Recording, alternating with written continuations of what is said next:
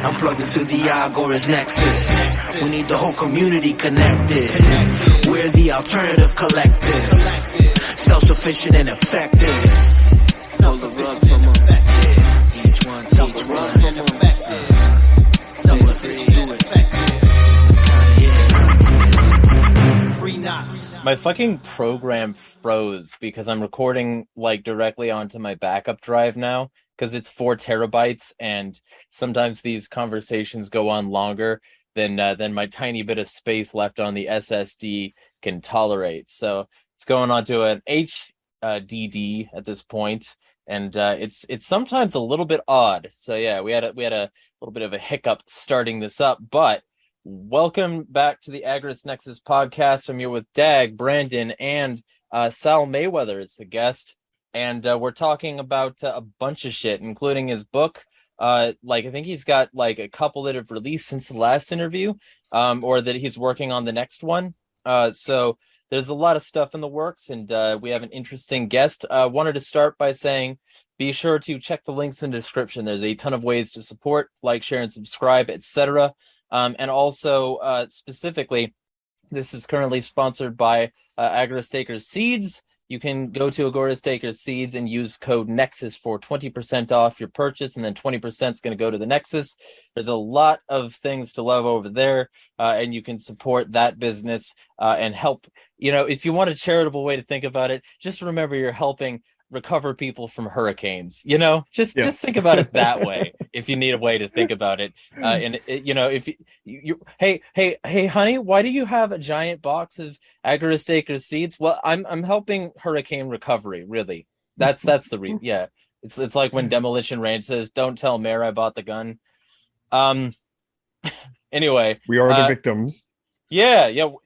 You have to. You're morally obligated now. If you don't do it, you're a bad fucking person. Anyway, Sal, how are you doing today? What's up, guys? How are you? Thank you for inviting me on. Always an honor. Yeah, man.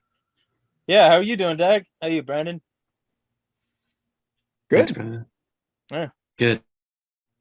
Yeah, I'm over caffeinated. I just had 200 milligrams from this fucking bullshit because I needed to work out really late in the day. I had to have a coffee too before this. It's a little late for me.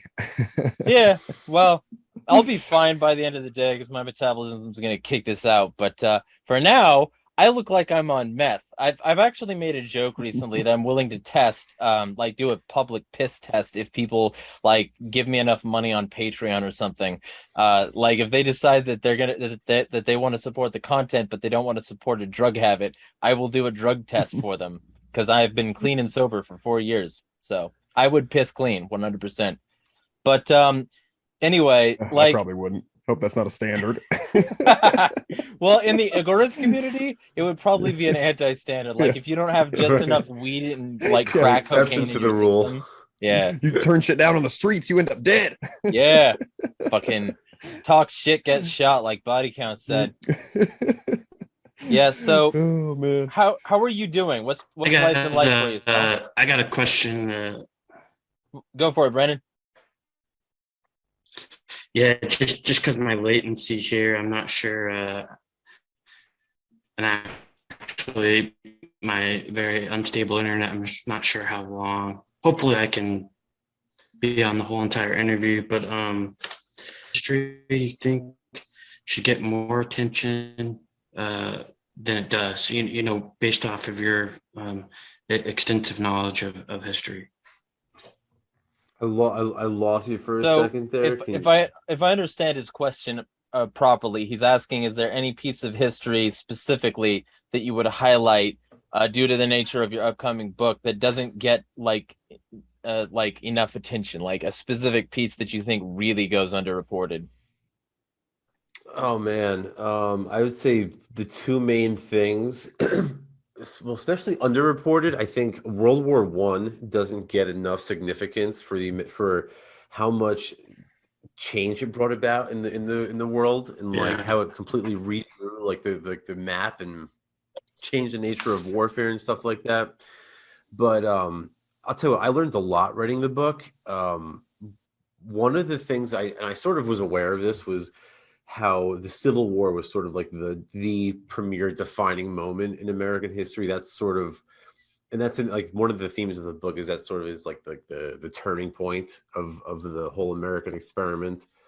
But another thing I learned was, obviously, like I said, World War One was key, but also World War Two, specifically the Pacific.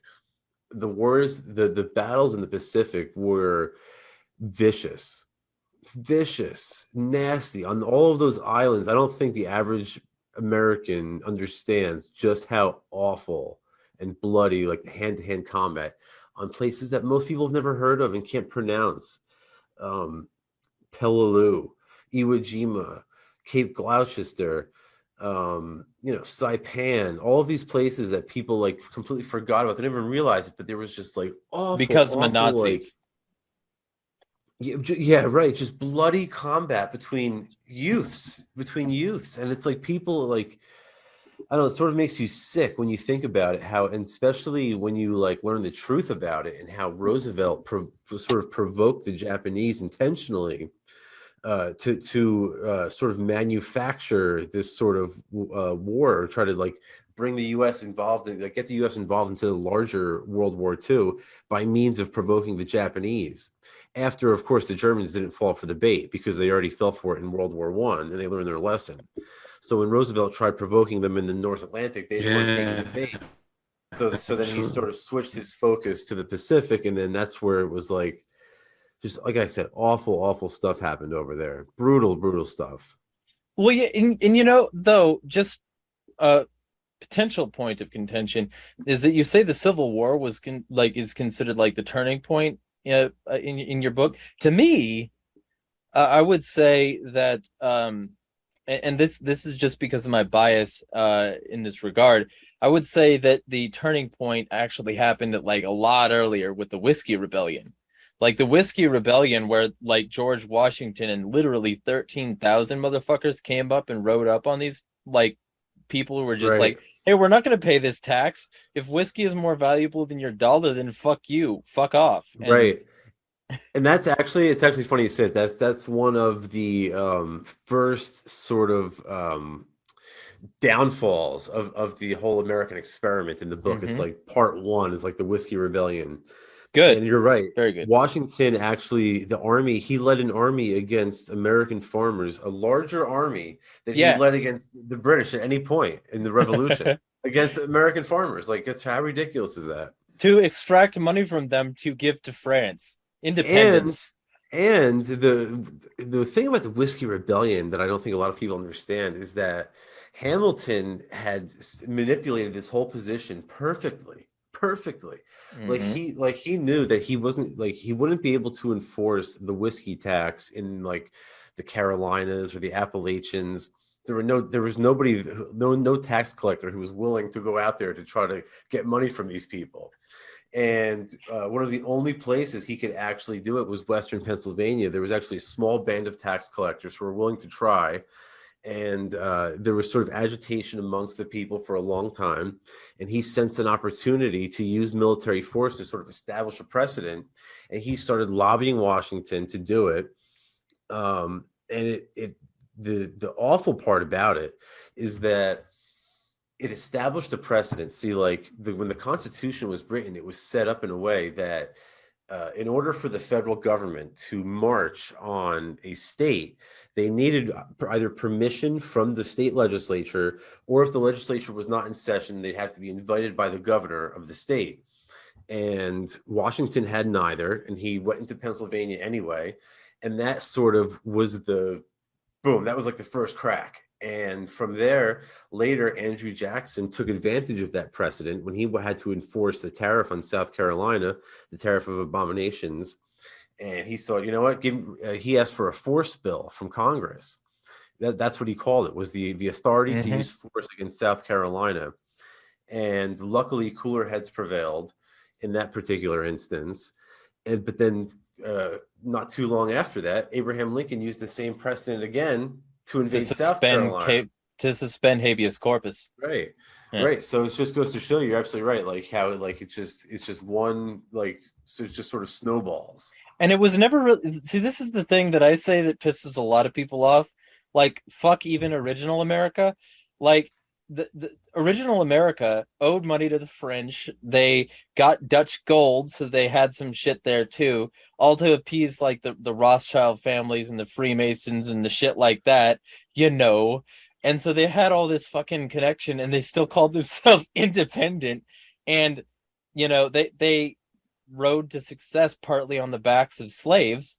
And it shouldn't have been a surprise that slave masters controlled the rest of the people too.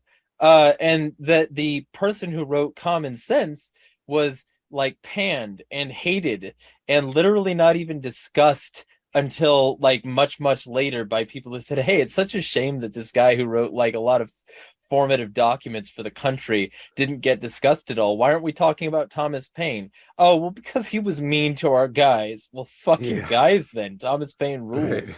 Right.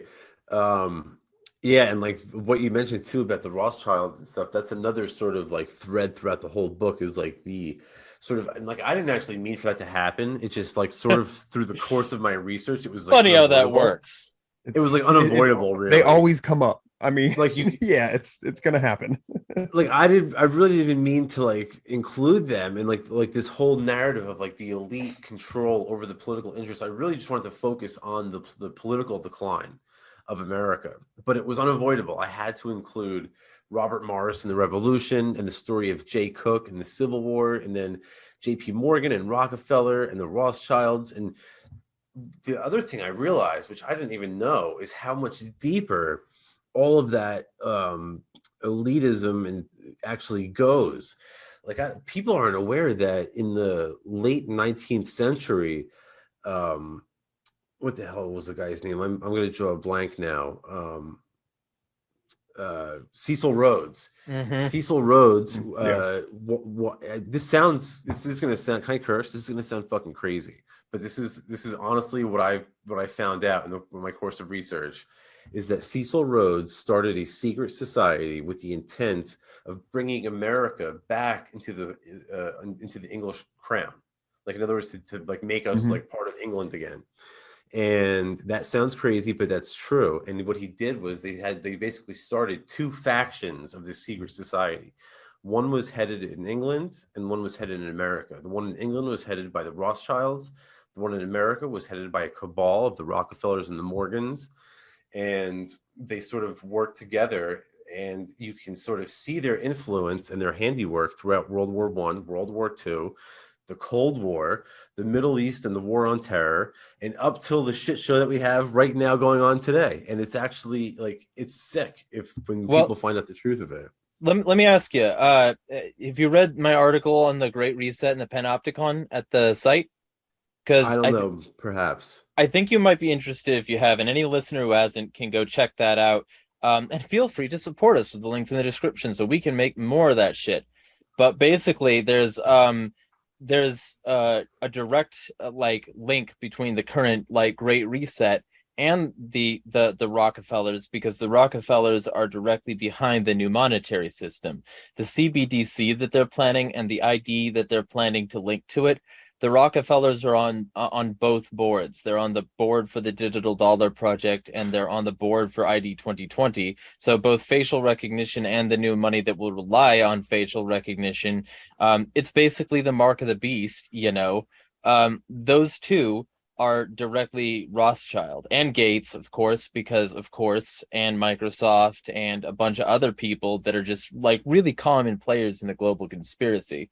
So yeah. Fuck them. It's sick, actually. It's actually like, I wasn't even aware of that, but I'm not surprised at all,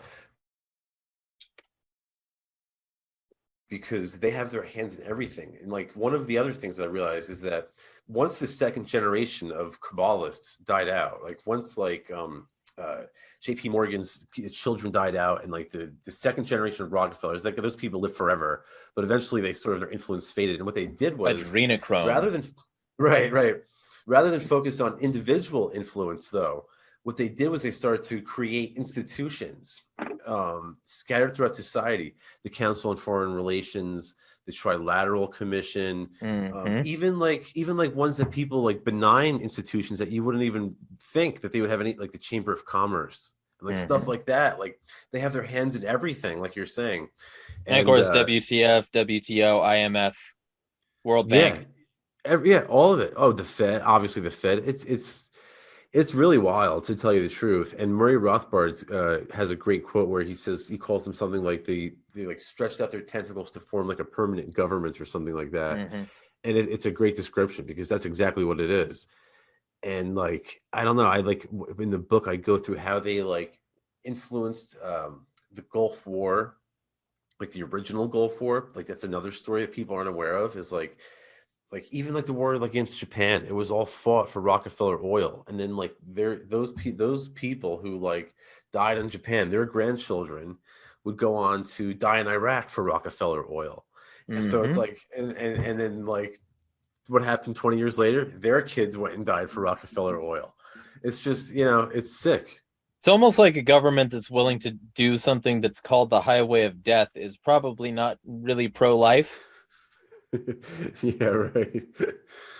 It's bad. It's bad. It's not a good situation that we're in. And like the problem is that when they feed, the government feeds off of these wars, right? And I got all this, I got this whole theory from Bob Higgs and all of his work, of course, about like the growth of government. And he spent the whole career studying this. And basically what he figured out was that obviously like this happens in times of war. Like there's this sort of like fear, and whether it's a real fear or a manufactured fear or something that the government made up or that's naturally occurring, and then the government exploits that fear to create a war. And then during a time of war, they need emergency powers, so they expand their control. And then what Higgs says is interesting, is that I found is that, and he's right 100%, is that spending, that monetary inflation that's necessary to fund the killing, basically, eventually has to be burnt off in a recession. All of that malinvestment so it creates a financial crisis. So every which war gives them more opportunities. Exactly. And it's just like a never-ending cycle of shit and tyranny and oppression. Yeah, it's like Dave. So he calls it the ratchet effect, right? Like they get the power, it ratchets up, and then it never comes back down after the war. My man. We see that with everything. There's a Jeopardy channel on Pluto, so that's like my background is just old Jeopardy episodes during the day. And anyhow, they had like the teen edition today, and I don't know what this was, 2014 or whatever. And the answer for the thing was the Patriot Act, and the young lady didn't get it. I'm like, you have to, like, that's so significant, like that occurrence, and like the people don't even know what it is or that it exists is insane. I wanted to say before we get too far that I really agree the World War I era is one of my real like it was just so gross, that war, something about all wars terrible, but like something about those trenches, you know what I mean, just fucking awful. But like that decade, right, we got the Fed, that's really when like the progressive era was really coming to a head with being able to do these world wars, and things just got so out of hand, Oh yeah. Yeah, well, and like the real interest. So David Icke calls it problem, reaction, solution, and he's written a decent amount of books that aren't exclusively about reptiles that have like really good points. And he's made a lot of lectures that have like really good points. People like to dismiss him, and me as well, because I talk about him at all, but I don't fucking care. Fuck him. But like ultimately, he brings up this problem, reaction, solution model, and the old Freemason slogan, "Ordo ab chaos," order from chaos. And the whole point is like they keep people in suspension, and they keep people from looking into anything. Because that's what they found out in MK Ultra and the associated like Bluebird artichoke search programs, is they found out you fuck with people, you abuse them, they're going to be more susceptible to whatever bullshit you shove down their throat. And so that the fact that like they've literally worked with every enemy that they've had, like, the natives helped them slaughter the natives. It was collusion and corruption that led to that. If they hadn't have had the natives help, they probably wouldn't have been able to do it. the like foreign governments helped them get independence. The Nazis helped them defeat Russia after World War II, and people don't remember that, and they don't remember the fact that Skull and Bones alum Prescott Bush was like the reason the Nazis had their steel and their money laundering. They like the CIA helped them with Right. the Galen org. This like Mhm. NATO helped them with the Bundeswehr. And now the U.S. is funding more Nazis in Ukraine. I fucking wonder why. That's basically like part of the whole book is basically what you just said. Um, I again to trace the narrative about like Washington to Jackson to Lincoln, and then I go through the whole Civil War and how that leads into the Progressive Era, and then World War One, like you were saying, Dag, and like just to go back to what you were saying about how awful it was. I don't think people understand. That's another thing you were asking, like how like what people don't understand and how terrible those battles were. Like the Battle of uh like Verdun, like 700,000 people died. Like that's as much as the entire American Civil War, like Mhm. combined both sides. Then there was like the Battle of the Somme, where like they think it was probably the most deadly battle in human history, where there was over 1 million people died in one battle.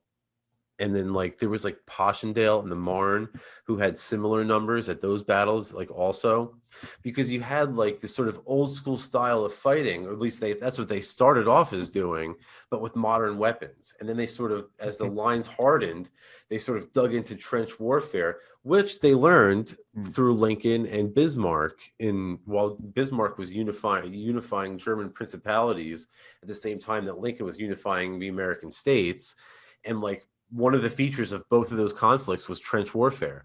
So it was sort of natural to fall back into that during World War One. And that's one of the things that made it so awful. And then those veterans, of course, after World War One, they led the way in World War Two. They led the Yep. way, and during in like the Pacific, they were called the old breed. They were sort of glorified and like looked up to as like the tough guys in the Marine Corps, and like all the young kids would look up to them and stuff like that. Except of And it's course sort of Major Smedley Butler. He had some different words for him. I lost you there for a second. I said Sorry. except of course for Major General Smedley Butler. He had some different words for him. Yes, he sure did. He was he I don't know he was one of the exceptions to the rule. Most of those people are like wedded to the military industrial complex in a bad way. Like they are heavily indoctrinated, especially at that time. Yeah. Like guys Hella. like Chesty Puller, and like Which is a fucking hilarious name. Anyway, go ahead. yeah. I mean, they were badass generals, don't get me wrong. And they were like, they knew how to win a battle and stuff like that.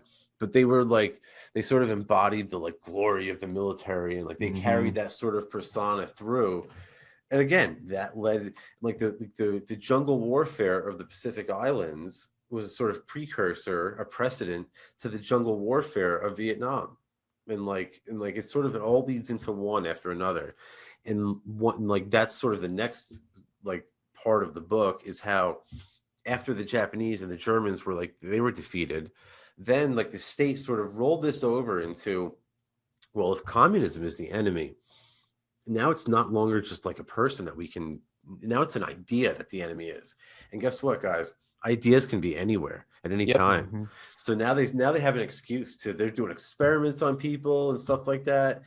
And I traced that whole all the way through up until obviously all the Cold War and stuff like that, and how that actually leads into the Soviet Afghan War and the CIA. Mm-hmm. Another thing that I learned here, and you guys might know as much about this as I just figured out, is the last 50 some odd years of American history have been marked by just a continuous series of blunders of the intelligence community in one way or another, from Soviet Afghanistan to Saddam Hussein to Osama bin Laden to weapons of mass destruction to the torturing of prisoners and stuff like that, Or to missing Osama bin Laden, or like chances to kill him and that they lost out on.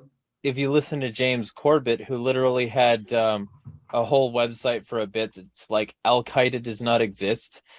His whole point was basically that it was never a blunder; it was always intentional, and the U.S. had been puppeteering the whole thing.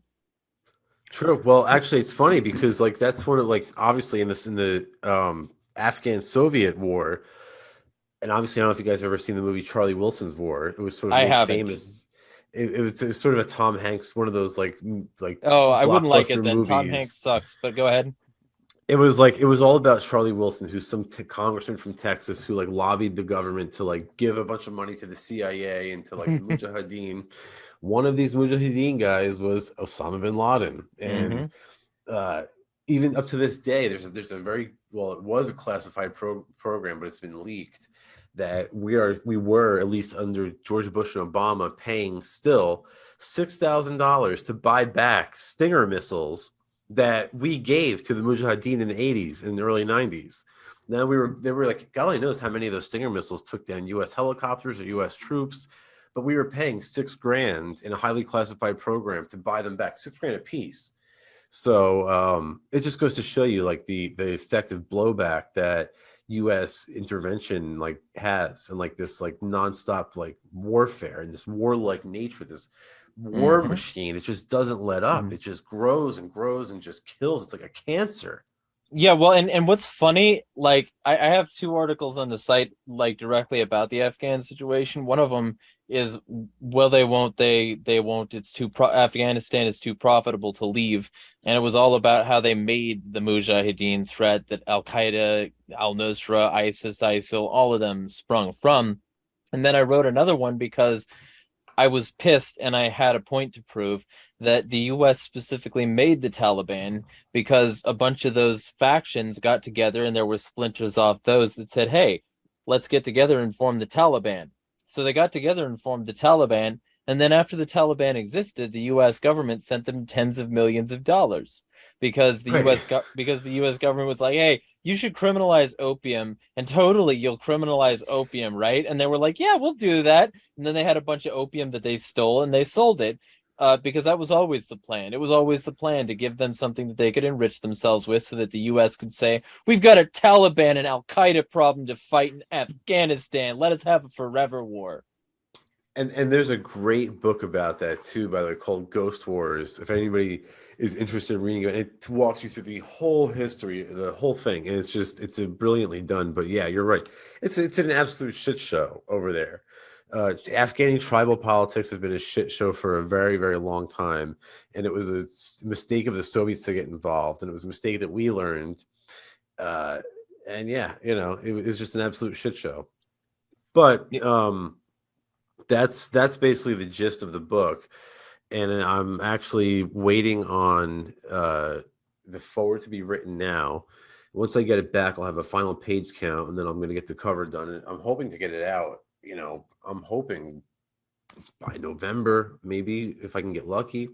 Yeah. Do you guys want to hear my next project? I'm working on something else already. I already started my next one. Yes. Real quick, let's Please, yeah. Sorry. You had one thing you wanted to bring up, Dag?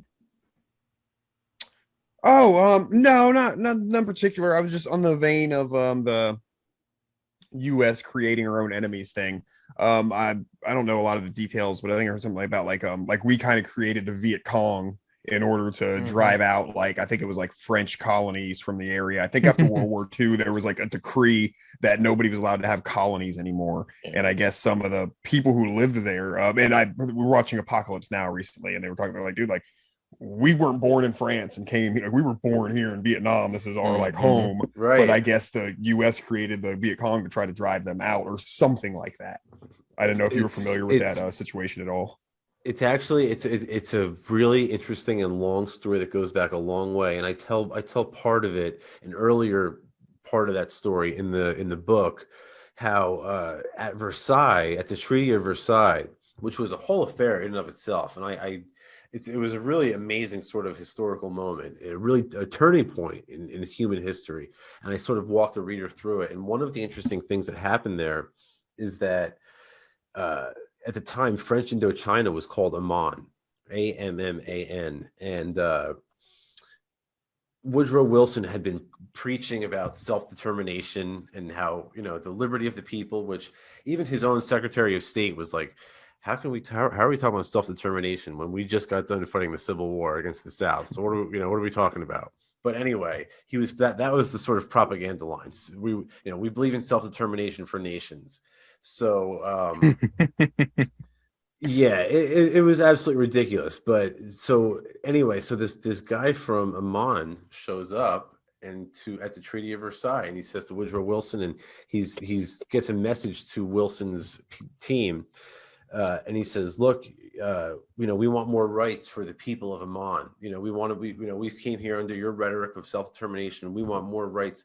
Well, the message went unheeded, and the man went back to Amman, present-day Vietnam, angry. And this man's name was Ho Chi Minh. And eventually it came back to bite America in the ass. And that's another story people don't understand, is that like Wilson and Wilson started Vietnam. Like Wilson is sort of like, you can trace it all the way back to him. Always that like, fucker. Oh, I so do not much. like that man. Yeah, I know. And of course, Wilson is the reason that the Far East Asia hates us right now, because he literally burned hundreds of thousands of people alive for peace, though. I had no idea that was there was a connection there with Vietnam and Wilson. That's crazy. Other than him just starting the empire thing, And it gets worse. At the time, Germany had a colony in China at the time that they had won as the spoils of an earlier war. And they had this colony in the Shandong province, or the Shandong Peninsula in China. And at the outbreak of World War I, China had sent like 10 or 20,000 soldiers actually to fight in World War I. And that's another thing people don't realize. There was Chinese soldiers fighting in Europe in World War I. Not a lot of them. They were doing like a lot of like grunt work, like moving like ammo and stuff like that, but they were there. And a lot of them did die, to be fair. So at Versailles, the Chinese came to collect their spoils, and they wanted the Shandong Peninsula back from Germany. And rather than giving them back to them, Woodrow Wilson, the believer of self-determination, instead gave it to Japan, China's mortal enemy at the time, right? They had the whole Manchuria thing going on. So the Chinese people were furious, and that sparked what's known as the May 4th protest, the May 4th movement, which led to this like basically huge student protest in Tiananmen Square after the close of World War I, and that sort of reoriented China away from the U.S. and more towards communism and like Eastern interests. And that was a sort of a big factor in like the rise of the Communist Party. And Mao even said the May 4th movement the CCP wouldn't have happened without the May 4th movement. So that's another thing we can thank Woodrow Wilson for, and all the people that died under that shit show. And of course, the fact that this happened was what let Mao rise to power to begin with. And what's funny about Mao is that he like put up this banner of communism, and then the first thing he did was state some planks of his plan, and he said, "We'll use state capitalism to get there." And it hasn't really changed since then. So it's funny how that happens, how the USSR and China both like basically serve Western interests anyway, but in the name of the people. And it's totally like not puppeteered by the West at all in favor of their interests, because they're not in control of global finance, even though all banking is beholden to their interests. I wonder if this is all just a big puppet show and they don't mind who dies as long as they get what they want. Yeah, you think, right? Like it's a bad situation. It really is. And it's always been like that. Like it's all like the elites have always influenced all of these wars. They're behind all of them, basically. It's not a good situation, and they still the devil's chessboard, as it were. More so than ever. People like, and like that's again one of the things I say in the book is that like everybody understands, everybody admits, everybody knows that money influences the decisions of elected officials. That's almost undebated. And who gets to be one. Right, like Republicans, Democrats, Libertarians, Anarchists, Neoliberals, nobody really debates that. But once you start to name names and name institutions, then you become a conspiracy theorist. Which I'm fine. Tinfoil hat on. Right. Exactly. Okay, so fuck it. Call do whatever you want, right? Yeah, so 3 things. First off, conspiracy theorist is a very deep compliment because theories are tested. Gravity is a theory, and you're not going to drop something and have it float. So if you call me a theorist, thank you. My hypothesis has been tested and proven. Thank you so fucking much, you bitch. And a tinfoil hat is bad for you. If you're trying to block signals, don't put a dome on your head. And third, what's interesting about all of that is that uh, they will start to call you things like that. They've called me all manner of things. It doesn't matter like who is like what side they're on, because all the sides are fundamentally the same and getting one side of the propaganda because it's all within the Overton window of acceptable. You suck Exactly. because you brought it up. So I've been called everything from Exactly. a white supremacist anti-Semite for bringing up the Rothschilds to being a globalist cuck for insert racial slur. So, like I don't fucking care anymore, and nobody Right. else And should either. that's, If you can't dude, that's disprove me, close your gob. That's exactly what I said, because we're not going to pay any attention to that sort of those ad hominem attacks, and we're just going to follow the evidence. And by the end of the book, one of the sort of conclusions that I draw is that, like, through the magic of the Cantillon effect, as the wars beget the financial crises, which beget more inflation, so on and so forth, that the one of the effects of money printing is, again, by the magic of the Cantillon effect, is that the sort of the rich get richer and the poor get poorer. It's sort of like remember I the just went over 99% that movement? last night on YouTube. But see, what's happened is that in just very recently, we've actually seen within the top 1%, we've seen the top 0.001% pull away from the rest of the elites to form a sort of a super class, a super elite. And like now more than ever, like people think that a sort of power elite analysis, like we're talking about, like the Rothschilds and the Rockefellers and the individual influence of elite financial interests, they think that that sort of analysis is outdated and conspiratorial. But now more so than ever, they've tightened their grip by the magic of money Yes. printing, more so than ever. And they're about to increase their power with CBDC. Oh man, that's going to be an absolute nightmare. Yes, because let's slowly transition off cash so we have a one-way mirror interrogating the entire fucking planet and a mark of the beast. Literally, people are doing this thing. Sorry, this thing. Not this thing. This thing would be fascist and Nazism, but it's totally okay when you're doing this or this, just not this. To do One finger. Amazon purchases now. Like they're scanning their palm, they're doing it like this and then like this at 2 different angles, or they're scanning their face. That is what the Bible said would happen. They said you would get marks in your face and hand that would, like, you couldn't buy or sell without it. And they're transitioning us onto that system in the name of going contact free. And I get called like tinfoil? No. First off, tinfoil sucks. You need a Faraday cage. And second off, fuck that. I'm just listening and you're closing your ears. My theory with the CBDCs is, obviously they have to print money and stuff like that, and when they give these stimulus plans and shit like that, and these QE and these monetary injections, they can't have you take that freshly printed money and stick under your mattress. That's not good for them. That doesn't work for them. They can't have you go out and buy gold and silver or real estate or any sort of hard asset or any sort of sound asset, like any sort of like non-inflationary asset. They need you to go out and consume. They want you to go to Target and go to Walmart and go out to eat, go take your girlfriend to Applebee's, go to the movies. In other words, like frequent the service sector, keep them employed, keep the Ponzi scheme alive. Consumerism, state capitalist blood flow. So in order to sort of make sure that you do that, because the situation is getting increasingly dire with the Federal Reserve and the financial system, so, and eventually they need to really target that stimulus, and CBDCs are the way they're going to do that. So you're going to get a notification on your phone, and you're going to get I don't know, 50,000, Biden tokens or something. And guess what? You can only spend them at Starbucks and Target. You can't spend them at to buy gold or to buy Bitcoin or to buy something like that.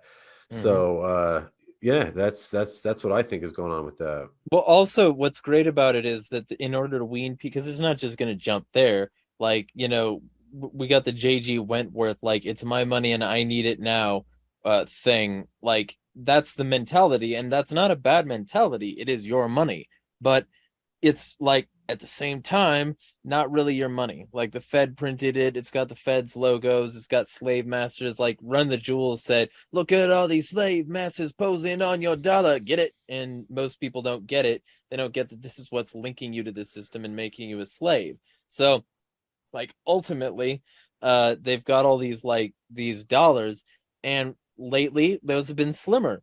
And it's been slimmer because of state-created circumstances. They broke the people, and then gave them a wheelchair. I can't Sure remember did. who said it, but the government is good. I think it was Harry Brown. The government is good at one thing: it's breaking your legs, handing Right, giving you right, crutches, and saying without us you wouldn't be able to walk. But right. like the general vibe there is that they broke the people, and now that they've broken the people, they can just say, hey, we're sorry, here's some stimulus money, we'll give it to you under the condition that you accept it by downloading the new CBDC app and using Right. that to purchase things. That's what's going to be weaning people onto it, and nobody sees it coming, and they call me insane. Yeah, it's and that's it's obviously it's not getting better. It's not getting better, and that's sort of the point of the book is that, and I conclude the book by saying sort of that like the whole point of the American experiment was flawed from the beginning. The idea of trying to perfect the conditions of your own enslavement is a logical contradiction in and of itself. Yeah. The correct answer is not how to sort of like it's not sort of how to like change your iron chains into golden chains. It's to sort of how to break the chains, and that's sort of how I sort of conclude the book and leave it there. Yeah, it's like I say, you can't ask the warden for the keys to your cell. Exactly. Yeah. Exactly. Yeah, for So sure. what's this new project you got going on? Yeah, So shoot us. this is going to be like a free ebook kind of thing, or maybe I'll sell it for like $1 or $2 on like my website. Like it's You going to could be do a the smaller Bandcamp model. project. Say name your price, and then people could give it if they wanted. Something like that, yeah, exactly. Like nothing like special, like maybe like for patrons or something like that to start off. I don't know, Yeah. but the idea is, and this is there's so much I learned while researching the American experiment that I want to do deeper dives in later on. One of these things is the fact that between the years of 1906 and 1917, there were three books that were written that were that all changed the world. They were dramatically similar. They were all very similar. They all changed the world. They were all fiction books. They were all initially perceived to be nonfiction incorrectly by the public, and they dramatically altered the course of human events for the worse. Is the theme of the book. And those three books are "The Jungle" by Upton Sinclair. Mm-hmm. And that came out in 1906, and that sort of led to the whole. That was one of the first not one of the first, but one of the earlier pieces of legislation in the progressive period, because the cartelization of the meatpacking industry that led to the cartelization of all sorts of other shit, and that just really opened up sort of Pandora's box. And Sinclair was an idiot. He was just a fucking moron. Not done. He was a good writer. I can't say he wasn't a bad writer. It's a It was compelling good narrative. from a Bernaysian perspective. Yeah. How so? How so? Bernays wrote propaganda. He wrote the book about how Edward Bernays wrote the book on like Okay. how to like convince the masses. It's not hard. Like all you got to do is appeal to their innate something or other. Like Bernays proved his point with the Torches of Freedom movement. Like Okay. we Right. just got to convince chicks that smoking is hot and empowering, and they'll Right. like convince everybody else that they should smoke too, and now everybody is smoking so that they can be hot and empowered, even though they're like dying at remarkable rates, and they were more susceptible to things like COVID, and that never got Mhm. criminalized, but weed sure did. Right. There's a lot, but like it's good from a Bernaysian perspective of trying to control people, and appealing to something or other so that their emotions are short-circuiting their brain. So they started Yeah. putting pianos in movies because the piano industry, he set it up. The piano industry was trying to sell pianos, so he set it up to Mhm. where they started putting pianos in movies to make things look classy to sell pianos, like Yep. just stuff like that. So it make dropping stuff in Hollywood, the whole thing. Yeah, it's When pretty really they interesting should have done it with in a saxophone, because terrible way. saxophone is vastly superior. Fucking saxophone. If somebody doesn't like They're not saxophone, as that's a red expensive flag. though. Yeah. Um, but yeah, so then the second book is Philip Drew Administrator, Not which is a familiar. book that was it was recommended to Woodrow Wilson by a man named Edward House, who was a sort of honorary colonel. They called him the Colonel, Colonel Edward House. And it was a fiction book. And it was all about how this guy became it was like he sort of like became president, took over the world basically, and like remade it in the progressive image. And Wilson, when he initially became president, he took off to the Caribbean on vacation, and he spent his time reading this book. And throughout his presidency, he basically turned this book into reality throughout the course of his presidency. And I'll walk the reader through all that and whatnot. And the last one is in 1917, and I still haven't gotten to research this as much as I'd like. I plan on it. Is a book called Christine. I don't know if you guys were familiar with this. It was a very influential book at the time because it was like about. Again, I have to read it and do more research, but like it was about how like the Germans were just committing atrocities during World War One, and this book was really influential in affecting the American public and sort of pulling them into easing Wilson's. This book acted as a sort of lubricant as Wilson dragged the American people Mhm. into the European conflict. It's always something with babies too, like in what was the lie in the Gulf War that Oh yeah, Saddam's forces, they were taking incubators. babies out of incubators, and I know there's a lot of stuff with Ah, German saying that the German barbarians were going to hospitals and killing well babies and this and that. That was the Nawaz. Okay. it was the Belgian atrocities was the Yeah, scam at the time, and the yeah, idea that was sounds right. as Germany was invading France, they invaded through the Belgian plain to avoid having to use their old 1870 battle route from the Franco-Prussian War because they figured the French would be waiting for them, Or which they Naira, were. sorry, not Nawaz. Sorry. Go ahead. Which they were. So instead of invading through that line and the southern line, they actually crossed through Belgium, and the English dug up the warmongers in England, the Winston Churchills of the time, dug up some old treaty from like forever ago, basically assuring British assistance in the event that Belgian neutrality was ever violated. So now that the Germans had officially violated Belgian neutrality, the warmongers in England were um, trying to get involved, and they did. And eventually, what they tried to do is they tried to sell the American public on it. And I don't know if you guys are familiar with Prof. CJ from the Dangerous History podcast. Yes. He just did this wonderful series, which I used as a source for all this on World War One propaganda, Mhm. and it is wild how bad it actually was. Like they were like completely staged photos. British authorities and U.S. authorities, they would stage photos of like atrocities like that didn't actually happen in like the opera houses in Paris and like other European cities, and then have them published in U.S. papers. They cut the telegraph cables running from Germany to the US so that only England had a complete monopoly over any information coming from Europe to the US. And they used it to promote this like false narrative of Belgian atrocities. And no one's ever been held accountable for this, by the way. No one's ever been held to account for Well, I making mean, up these lies. of course they haven't. They just now filed a successful reparations lawsuit against the Bush family because they were responsible for the Holocaust to a large extent. And because these people got to ride off into the sunset and work for the CIA and help NASA and shit. And it's almost like this is all orchestrated. Like people aren't going to hold people accountable when their paycheck comes from them.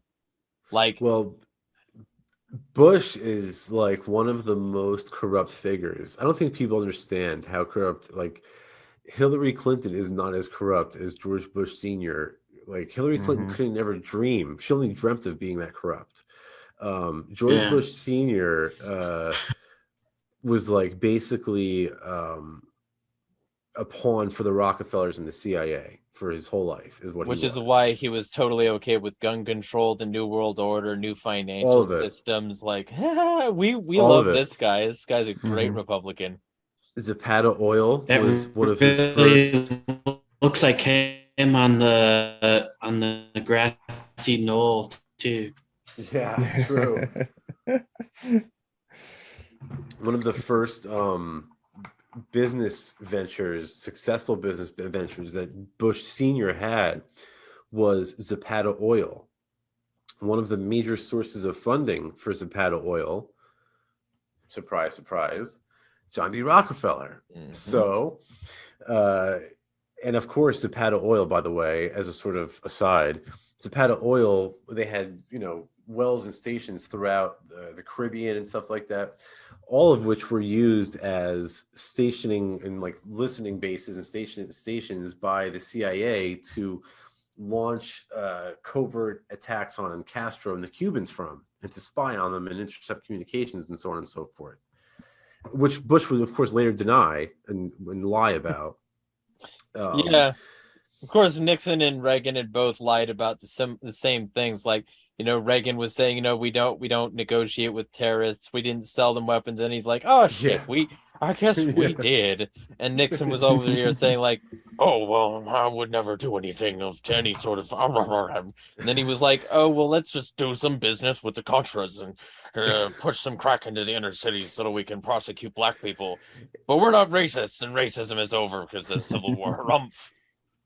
Well, and what happened was, as when Kuwait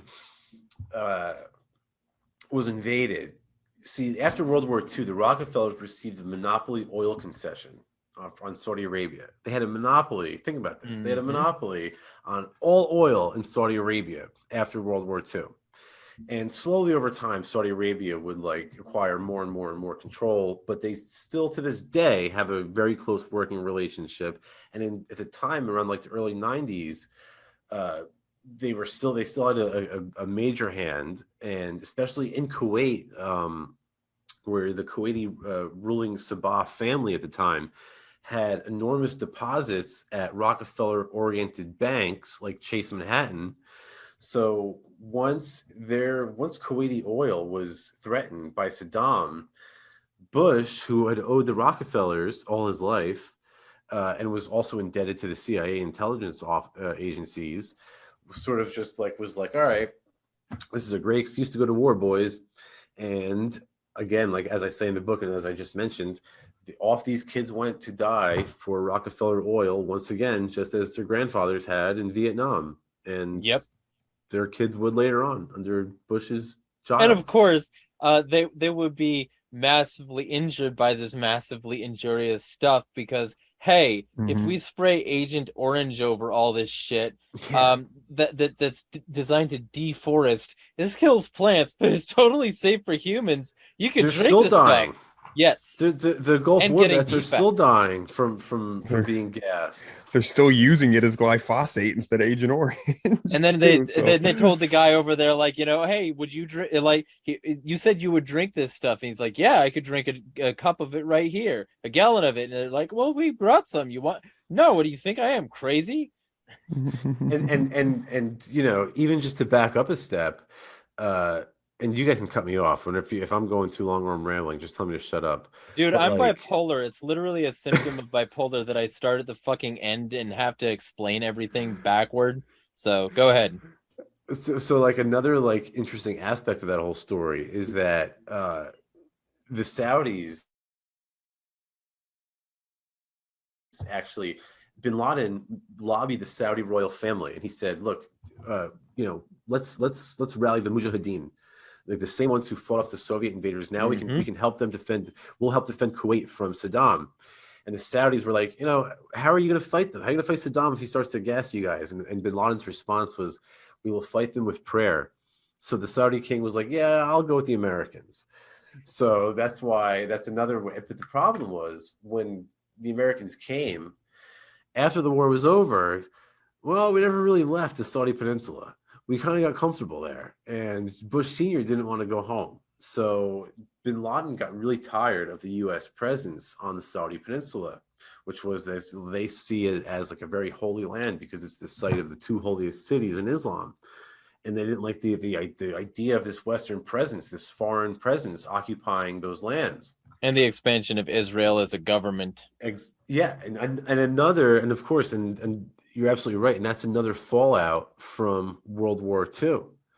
So it all really traces back, and like that's the sort of point of that whole book. But it's just a shit show what they've gotten us involved in. It really is. It's just an absolute shit show, and it's all for this elite cabal of lunatics, essentially. Well, and I just say that it's fascism. Consolidated far Every left. Epstein's friends. Yeah, consolidated a far left sort of industrial punk band. They have a way of putting it. They call it friendly fascism, and they say basically it's who said tyranny can't be fun, Right. Yeah. and what else do you need, right? And so that's what I've been calling it. It's friendly fascism. It's extreme state capitalism where even the most socialist options are co-opted immediately. Like Bernie Sanders, he never meant shit, and he was always co-opted, and he still is. That's why he has Hillary Clinton's back and not Tulsi Gabbard. He's a rotten piece of shit, and people should stop listening to him, but they won't.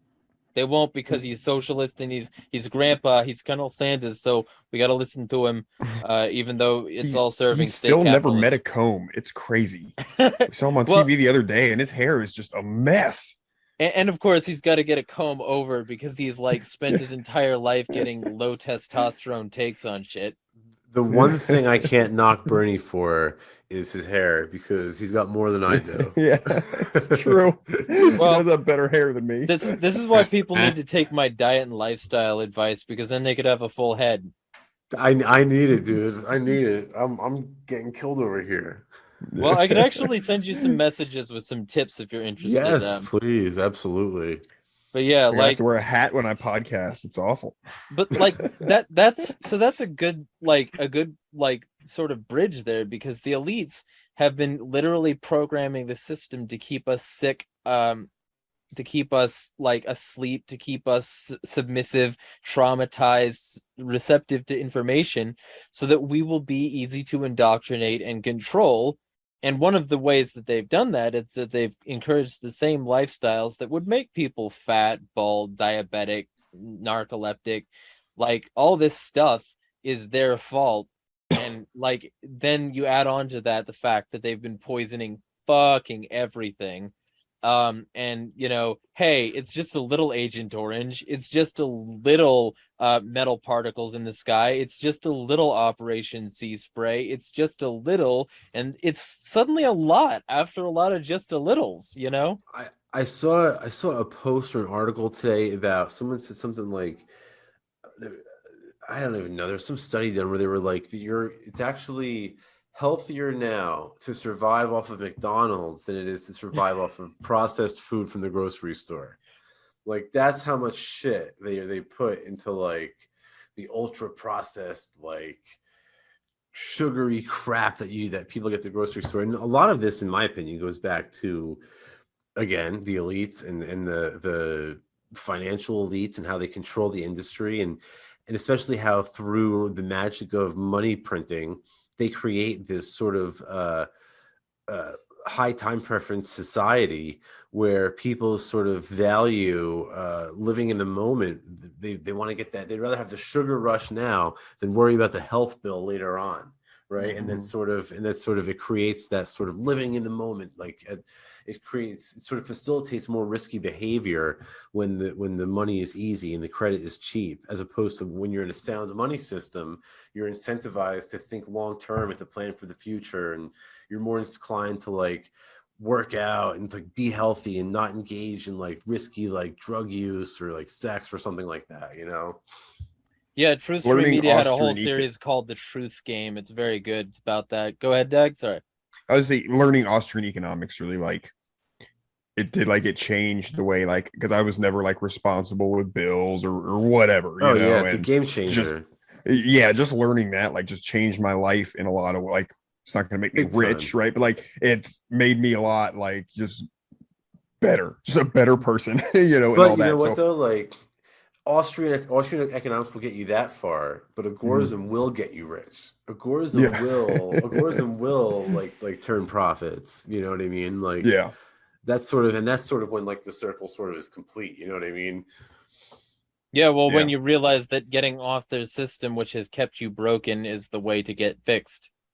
Mm-hmm. And it's like, after the last 2 years, like, how is that not obvious to more people? Because they bought the fear campaigns and worshipped Fauci and Gates until the point where they were like, hey, yeah, anybody not on the program wants to kill grandma. Meanwhile, I'm unvaxxed and I had COVID for a few days and then it went away. And then my grandparents that I had two of them the beginning of last year, and now I have zero. And what was the commonality? Well, within the same month of taking the same series of shots, wouldn't you know? I'm gonna avoid saying more than that in order to avoid getting censored on social media, but I will just say, wouldn't you know? It Sorry to hear fucking that, dude. Yeah, man, that sucks.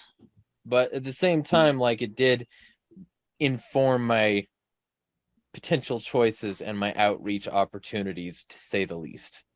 Oh, for sure, for sure. That's like a kick in the gut, you know, especially when it hits home Yeah. like that. So many people, how many people have dropped dead?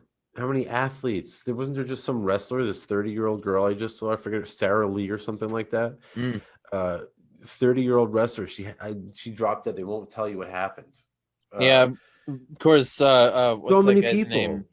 Like that comedian from Family Matters. I forget his name right now, but he Bob died. Saget, and Yeah, they Bob wouldn't tell you what Saget. happened. They Yeah, wouldn't tell you what happened when he died. They like covered up the autopsy. Marvelous Marvin Hagler, the boxer from the 80s, he died. Hank Aaron got the vaccine and he died. He was old, but he got the vaccine and then he died right away. So Mm-hmm. it's like, They made a big show out of him, we're not like getting it and saying that everything. the Have you vaccine seen killed have you anyone, but seen the what I Hagler fight? Have you guys seen the Hagler fight?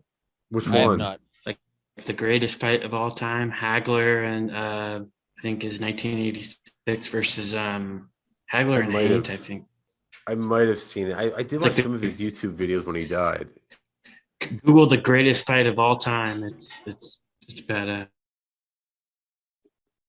He's another Greatest victim though boxing of of this all whole time. Yeah. scamdemic. I've been seeing commercials for like, oh, get your heart checked out, and you know, for like myocarditis stuff, and it's like it's brought to you by Pfizer, and I'm like, dude, like, Well, what how the great fuck? is like obviously like I don't know. I one of the things I've really been enjoying is like the news articles that the mainstream media, the corporate press is like using to try to cover this all up. They're like, the sun is a new study shows that the sun is causing strokes in babies, and it's Yeah. like the wind is causing people to have heart attacks, and it's like, come on, what are we all stupid? But some of these Mhm. fucking sheep are out there, and they're like mindless drones. They're like It's not even real cannabis. humans. Yeah. Yeah, right. Yeah, no, dude, I saw a fucking headline that was blaming it on weed. I mean, they've blamed it on everything. It's Mhm. crazy. Yeah, well, and of course, all of this has been designed to create the paradigm so that they don't need to like prove anything going forward. All they need to do is take out that programming and stick in something else. And it's also a test of like the Prussian / Pavlovian / MK conditioning that they've been forcing us all onto since childhood, where, hey, we'll just program you to respond to certain bells and tones. We'll program you to respond to certain like stimuli. And when you're an adult, if you stop responding to the stimuli, we'll call you mentally unwell so that you're treated poorly. And then if you resist that, we'll, enforce shit on you. That's why the And, government should not go ahead. You can like spell this out to somebody. You can be like, look, this is what you're doing. I'm like, do you see? And they won't even be able to they won't even be able to see it, even when you spell it out in front of them. Yeah, because it's so heavily ingrained in them. It's become part of who they are. That whole status narrative, that lie, that big government fiction, has become part of their identity. And when you question it, you're questioning who they are. You're questioning their, like, at their core, you're questioning their deepest values. And to like make them see that they've been lied to is a big thing. And it's not easy for everybody to recognize or to accept or to swallow. yeah. I have to Yeah, bring and up something. sometimes you get Go ahead. Really really Brandon. bad reception. Yeah. Sorry. Is Yes, it me? sometimes you get really bad Oh, right, reception yes. from no from trying to tell people that they're like Yeah. this is all this It's system what and it is, 'cause especially like with like my family members or something. Like I don't want to spend all the time I'm talking to my dad bickering about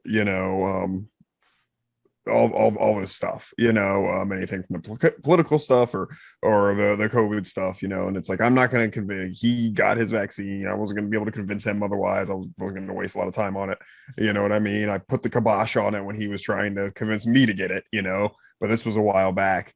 And it was so funny because when Trump was president, he was like, "I'm not getting that damn vaccine," and then it's Biden, and he's like, "Oh, shoot me up," Okay, and sure. and but now he's like, "Man, this just doesn't really make sense. I don't think I'm going to get the booster." I'm like, "Oh yeah." Well, actually, the state of Florida is like just became the first state to like advise not like don't. It's just saying like don't get it. You might get a heart attack. So like Really? yeah. I just saw that was on like the news Well, today. that's the Satan pseudoscience. That's that's Yeah, what my old yeah. man's gonna say. So, well, he is to Satan because he hyperfunds cops and is pushing fascism. But like Yes, beyond that's that, for sure. yeah. But beyond that, like, yeah, because okay, so because I People have either to love him or hate him here.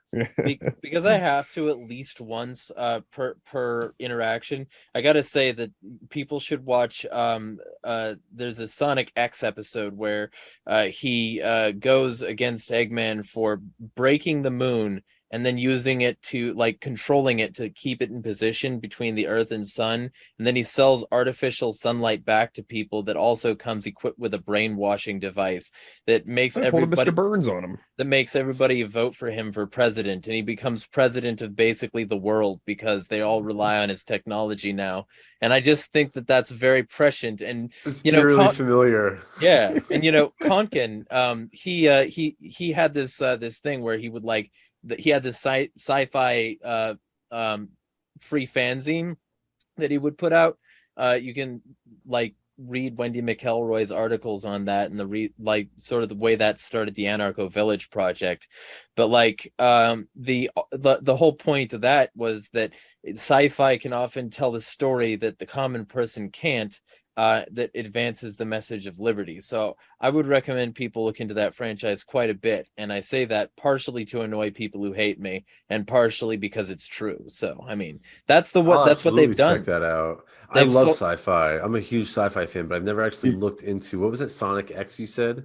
Yeah, so it was out. It was an entire like 2-episode series where Sonic was going around and smashing the devices, and he became a fugitive from the government because the government had been captured by the head fascist. It's right up my Eggman. alley. Yeah. So I'm a big Heinlein guy. Yeah. Yeah, you had an episode years back that was like 10 science fiction libertarian books or something. Yes. And I wrote them all down, and I've checked probably half a dozen of those off. Oh, good. Definitely the Heinlein, starting to read Heinlein like changed my life. Like he's amazing. Stranger in a Strange Land was like my favorite books. Moon's a Harsh Mistress, great. Yeah. And then Snow Crash was another one on the list that was really good. I really enjoyed. And if people want a non-Sonic thing that I like, The Expanse is fucking awesome. It's exactly what I want out of sci-fi, and it's excellent. The Expanse, basically, you could just phrase it in two words: space sucks. It's pretty good. Yeah. I don't know if I've ever heard of that one. I'll have to check that out. The Expanse is so fucking good. It's so fucking good. People should watch The Expanse. It's one of the few reasons that you should get an Amazon sub, because generally, it's proof that space isn't going to be some magical paradise where everybody goes and be's equal. It's not going to be like what the liberals on Twitter say in, like, Star Trek fully automated luxury space communism. It's going to suck asshole and be a tiered class system because the original system was built by the elites and is being controlled by them. That's who Elon Musk is. He's a terrible person and people treat him like a god. I fucking hate him so much.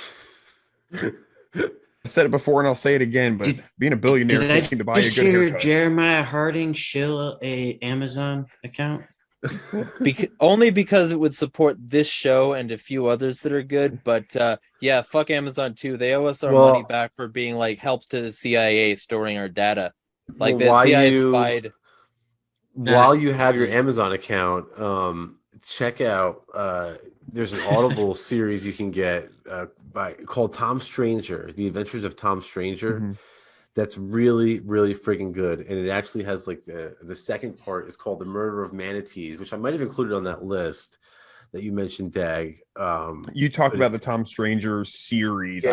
I have one of them on my Audible, but I haven't listened to it. They seem short. Like 2 they hours are. Or something. Yeah. They're short, they're easy to listen to, but they're really entertaining. And the second one, the most recent one, Murder of Manatees, was like it was written during Trump's administration. So I'm waiting for an update, but they're really good. And that's more sci-fi. That's great. It's like newer than Heinlein, Mm-hmm. Yeah.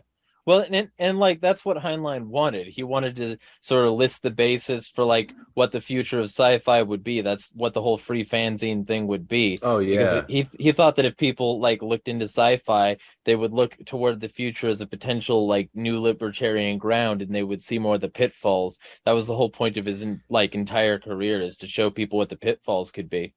And from The Moon is a Harsh Mistress, Professor Bernardo de la Paz was modeled after Bob LaFave, the West Coast anarchist, who was a major pacifist anarchist. And it was really interesting how, and LaFave was also very influential on Konkin and all the other West Coast anarchists, by the way. But it's really interesting how sci-fi and agorism go together so well. Because then J. Neil Schulman was highly influenced by Heinlein. He interviewed Heinlein at one point in his career, and he wrote like a whole book about that process of interviewing him. And he was the sort of motivation for J. Neil Schulman's career. And he also, The Moon is a Harsh Mistress was the book that really sent Konkin in. Konkin was already libertarian, but it's really sent him like more towards like an agorist sort of like. It was an eye opener for Konkin. In other words, I guess is what I'm trying to say. Yeah, and it was for me as well. And of course, Konkin was the only one who got an interview at that particular time. None of the mainstream press, because he, like Heinlein said, he got it in a way that the mainstream press wouldn't. Heinlein would actively refuse mainstream press interviews. Right. Yeah. Yeah. Yeah, that's probably my favorite book of all time, I'd say. The Moon is a Harsh Mistress. Yeah, it was really good when I read it. So I didn't do fiction for many years. I just had a hard time finding anything I could get into. Reading a lot of nonfiction, and I was sort of like, oh man, I want to use my reading time to better myself and this and that. But then once I started reading, I found like, oh wow, some of this fiction does a better job of really getting like points across than nonfiction. Moon is a Harsh Mistress, like one of my takeaways from the day, he's like, well, there's always going to be people who are busybodies. You know what I mean? There's always going to be people who want to be politic, whatever. And For so real. you got to make them irrelevant, you know? True, So set it true. up so they don't have any power, which I really liked. And then even other themes, like when we get in like Stranger in a Strange Land, I think like what I took away from the base of that is ultimate responsibility, ultimate personal responsibility, you know, Right, what, right. you know, what you need. But I actually just got so there's two versions of that. The original version, he had to cut like 60,000 words out, so it would be the right size to publish. So there's the main version everybody has, but there's another version, once he died, they released it, that has the whole thing. So I got that paper copy, and I'm reading that. Very cool. He's like, I enjoyed it so much. He's just a freaking fantastic writer. Double Star is another freaking great book about how like everybody should just read it. How like they can just like sort of interchange politicians. How like they just take an actor, make him into the president, and like, all right, you're going to be our new guy now. And it just really shows. The book is Double Star. It really shows how meaningless it is who occupies the seat. It's really about the seat itself. It's about the office itself. Yes, there you go. There it is. Time Enough for Love is another one. There's so many good ones. So many good Door to ones. Tomorrow. Yeah, The Cat Who Walked Through Walls. I read Farmer in the Sky, which is one of his juvenile fiction books, but it's interesting. And of course, if you want a parody, like what people don't understand is that this was supposed to be a parody of fascism, and that's a shame because Starship Troopers is a fucking great parody of fascism. And if people recognized what it was supposed to be, and recognized that the whole thing was supposed to be a parody of fascism, they would recognize that he was pretty much like an anti-fascist for a really long time, and they could take his advice and be less fascist. My sort of thing is like I have like the Agorist. I try to be a full-time agorist, and like I have my entrepreneurial activities that pay the bills at 3D Printer Go Burn, Agora Threads. I do affiliate marketing, other shit like that. The books and the writing is sort of like the educational aspect that I do. So it's like the other shit is like practical counter economics. This is more like educational. I'm trying to educate the masses. One day, I really hope to be able to sit down and like construct a sci-fi book, something like that. But like how the fuck Heinlein was able to bang out so many bangers, and they were all like this thick, and they were all so friggin' brilliant and great, and like the character development, the plot, it's all so beautiful, and it's just like, how the hell did this guy do it? Like he just makes it look so easy. He lived in some crazy house. There was like they did like this spread in like Popular Science or Popular Mechanics in like the 60s, I think, like a multi-page thing going through all like the crazy technical gizmos that he had like built into his house. No shit. Really smart dude. Just I guess him and his wife were nudists, like just, you know, a little, I mean, a writer, they're gonna be a little eccentric, you know, but yeah, I was reading that about like his house, like it's crazy. So yeah, just all around a interesting fella. Yeah, for sure. An important person in the Agorist community. I think he worked with Upton Sinclair, though, speaking of the jungle, at some point in I think before he started writing, like some point in the I don't remember the details. Well, Sinclair died in like the 60s. Yeah, I think it was like old age. Yeah, I want to say like the 30s or something. He was doing something political with him. I think maybe sort of socialist related. Maybe it was before he found libertarianism. I'm not 100% certain on the story, but something like that. Yeah, like a sort of Walter Block kind of conversion. Yeah, it happens. Yeah, absolutely. But yeah, so question is, you got any other projects in the breach, or dude, I've got so much shit on the burner. It's just a matter of what I have the time and capital to accomplish at once. Right now, my main goal is to get this book out. Then I'm going to try to get this free ebook out, and then I can sort of I do eventually want to get like this subscription box service going. I'm going to for like geared towards counter economics and agorism, where I'll sort of just like send people out like just like a little taste of like one aspect of counter economics. So like 1 month you'll get a box about crypto, and 1 month it'll be like more like 3D printing themed. and so on and so forth. And like That's this cool. way, just give people a little taste of counter economics. And this way, if they do enjoy it, then they can sort of take up like a more in-depth approach on their own. And sort of maybe like this way, I can sort of get people involved in counter economics like on a more widespread basis. Because everybody's like, I don't want to get involved in agorism and counter economics because I'm going to go to jail. And I'm like, it's not as like sometimes it's as easy as like, starting a garden and taking your crops to a frigging community or a farmer's market and accepting crypto or silver coins or something like that. It's just simple as that. Simple as bartering and trading. It doesn't have to be like friggin' like, Al Capone, you know what I'm saying? So Right. Well, also that's Al it though. Capone was a massive aggressor. He would be considered red and pink market by Conkin, so he Right. wasn't even agorist. Like that's one of the things people don't understand is that they've never read the agorist primer, and they don't understand like the whole point of it was that like we're not going to do unethical things just because we're doing illegal things. Mind your Right. P's and fucking Q's, or you're just as bad as they are. Right, right, and that's the thing. It's like even just like a petty criminal is just a much smaller version of a politician. A Yeah. government is the same thing as a gang, just on a much larger or more successful scale. Yeah. But that's it. That's all. That's basically my full plate for now. Until Cool. something else pops up, All right. Heck yeah. That's it, huh? Well, and also let's bring up just I'm briefly past my before going off, because I think that's what we're about to do. I think we're wrapping.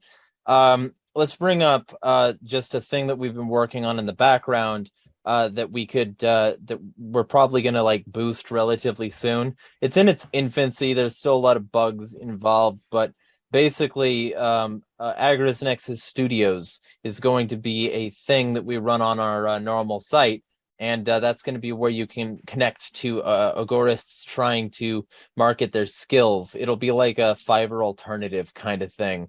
And basically you do business with us, they get most of the profit from their sale, and then a portion of it goes to the site to make content, a portion of it goes to the person marketing it, like if it was referred by a link. And in general, the purpose of the site is to keep Agorist Nexus spinning, and also to give work to people who otherwise might not get certain opportunities, and to keep money in the agorist community, because agorists need to stop relying on businesses like Amazon and Walmart, especially now because PayPal is literally saying that if they find you guilty of misinformation, for each bit of misinformation, they will steal $2,500 from your account. crazy. And that's fascism. What? That's evil. I'm not making that up. I heard that they walked that back. Holy but I cow. can't I don't confirm care it, if they so. walked that back. I care I that know. they're stupid pieces of I shit. know. Insane. I care that they even had that thought, Well, right? Like, Well, Yeah. to Sal's point earlier that you don't have to do illegal things to practice agorism. You can just do whatever. If you're a graphic designer or whatever, it's the way you're practicing agorism by being part of this like Nexus Studios or by utilizing the services. I mean, not doing anything illegal, just by interacting and trading with other people who are like-minded. So and And not only of that, course- but like trading with using like a cryptocurrency like Bitcoin Cash as a medium of exchange helps promote adoption, right? Like it helps, and also Exactly. helps decrease demand for fiat like shit slave nodes. And of Yeah. course, in general, if you want to support the money. site, there's Yeah. lots of ways to do that. You can help agorism and like help your local hurricane survivor today by going to Agorist Acres and using code Nexus for 20% off and 20% to the Nexus, because the more seeds you buy there for your garden, for your what the fuck ever, the better we will do in the end run, because we will have more capital to produce more content, to be more to be a more competitive solution to the state. We're also doing a documentary against the sort of trying to stitch together the COVID sort of involvement of the state and the narrative that they don't want you to pay attention to. we're going to basically give our little unauthorized history, but it'll be like a self-contained documentary for like the COVID thing in its entirety. And we're working on it. We've got like a lot of it done, but we need some stuff to pay writers and video editors and narrators and, you know, people to go out and shoot roll potentially if we get enough money. Like there's a lot of stuff we need money for. So if you want to throw some cash at that, feel free. There's donate links and there's subscription, there's subscribe star for benefits, etc. Like we're doing a lot of shit. So if you want to get like some of this stuff off our plate so that we can put more on our plate, you need to throw us some skrill. Like put your money where your mouth is, Agorists. Cool. Oh yeah. Well said, man. You're good at the promo stuff. And also buy his book. Buy his book that's coming out. Support him so that you can get his ebook. You know, because if you want us to have guests on, you got to support what they do as well. Hey, go. I was say Anti-Politics is the book that you have that's already out. Been out for maybe like a year now, huh? Yeah, Anti-Politics. That's it.